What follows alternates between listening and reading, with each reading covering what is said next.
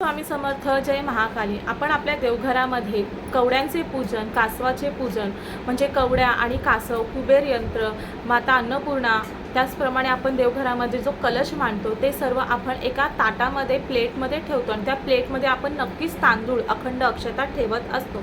तर त्या तांदूळ आपण जे ठेवलेलं आहे ते तांदळाचे आपल्याला नक्की काय करायचे असते, जेव्हा आपण दुसऱ्यांदा देवपूजा करताना ते चेंज करत असतो तेव्हा काय करायचे असे बहुतेक जणांना प्रश्न पडलेला असतो.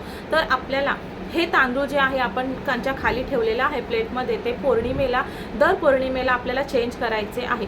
जर तांदूळ जर जास्तच खराब, म्हणजे खराब तर होत नाही ते, परंतु जर ते ओलसर झाले असतील, दमटपणा त्याच्यामध्ये वाढला असेल, तर आपण नक्कीच प्रत्येक मंगळवारी किंवा शुक्रवारी ते तांदूळ चेंज करायचे आहे.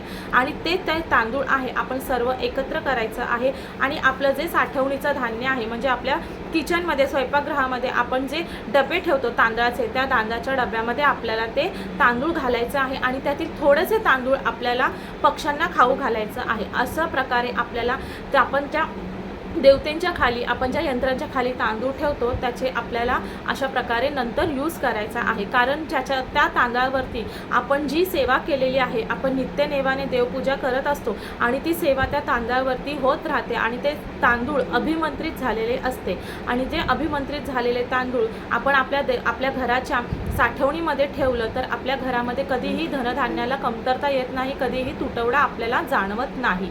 तर नक्कीच तुम्हाला आता कळाले असेल की त्या तांदळाचं आपल्याला काय करायचं आहे. श्री स्वामी समर्थ. जय महाकाली.